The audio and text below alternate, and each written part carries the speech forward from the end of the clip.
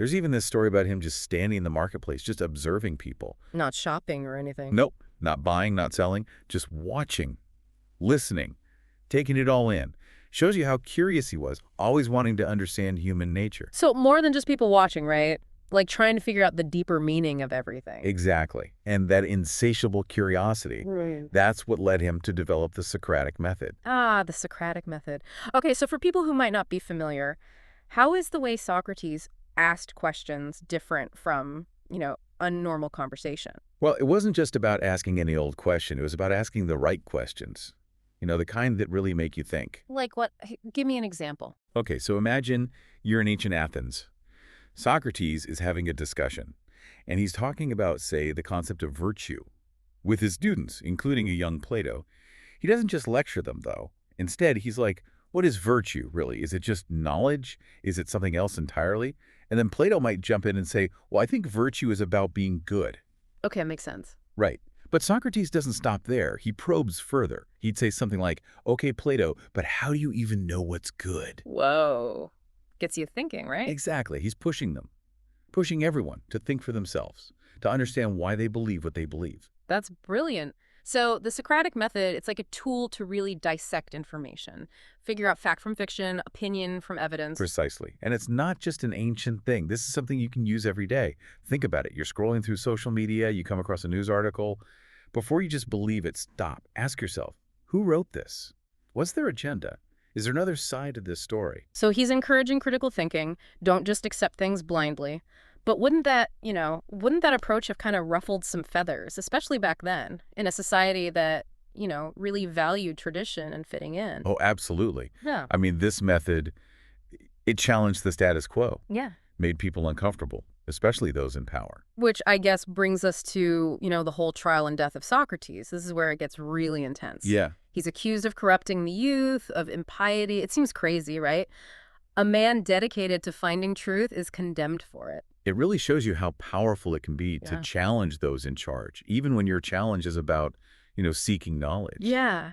And in his defense, what does Socrates say? He basically says, how can I corrupt anyone if I'm trying to find the truth? Right. Such a powerful statement that still resonates today. Because he wasn't telling them what to think. He was teaching them how to think.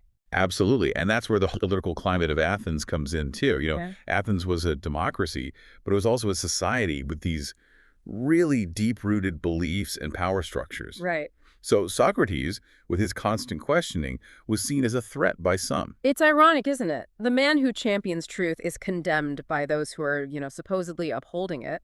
But even facing death, he stays composed. He has that famous quote, "The unexamined life is not worth living." Powerful stuff. And that really sums up his dedication to his philosophy, doesn't it? He valued the pursuit of knowledge above everything, even his own life.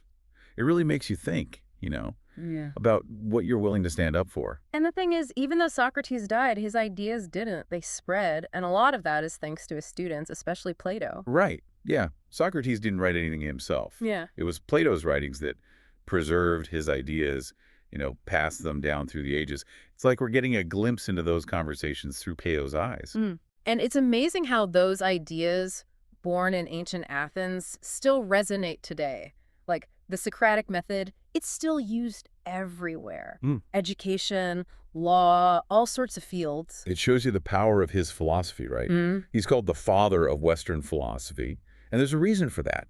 He laid the groundwork for critical thinking, for how we think about ethics, for the whole idea of pursuing knowledge. But what makes Socrates so relevant today? I mean, we're talking about the 21st century. It's a totally different world than ancient Athens. Yeah, it is. But at the heart of it, Socrates' message is pretty simple, and it's super relevant to us now. It's about questioning, always questioning, challenging our own beliefs and challenging what other people believe too. So not just blindly accepting what we hear. Exactly. It's about figuring out why we believe what we believe. And that takes work, doesn't it? It does.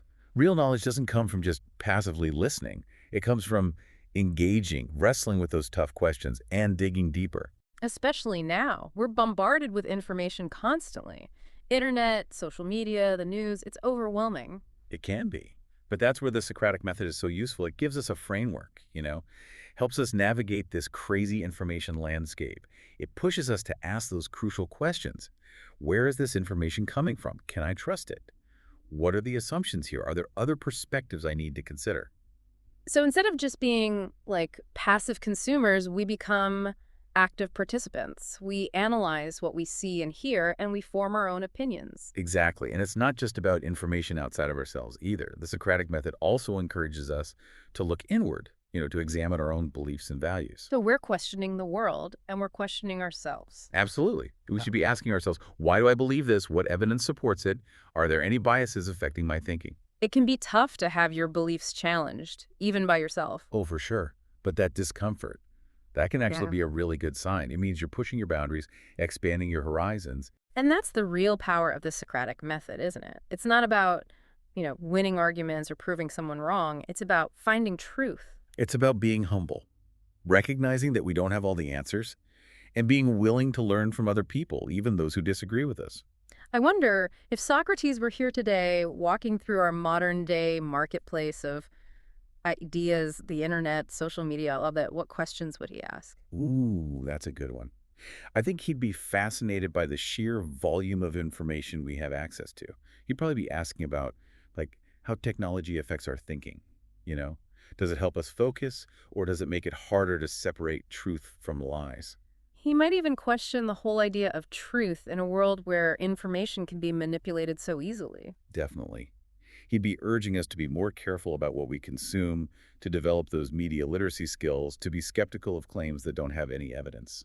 I bet he'd have a lot to say about algorithms, too, and filter bubbles and those echo chambers online, the things that keep us from seeing different viewpoints. And he'd probably ask us straight up, are you really thinking for yourself, or are you just reacting to the information that's being fed to you? Those are some deep questions, but it gets to the heart of why Socrates still matters, right? Yeah. He reminds us that knowledge takes effort, that critical thinking is a skill, and that searching for truth is a lifelong journey. And always remember, the Socratic method is not about winning arguments. It's about searching for truth, for understanding. It's about becoming a better thinker, a better person, really.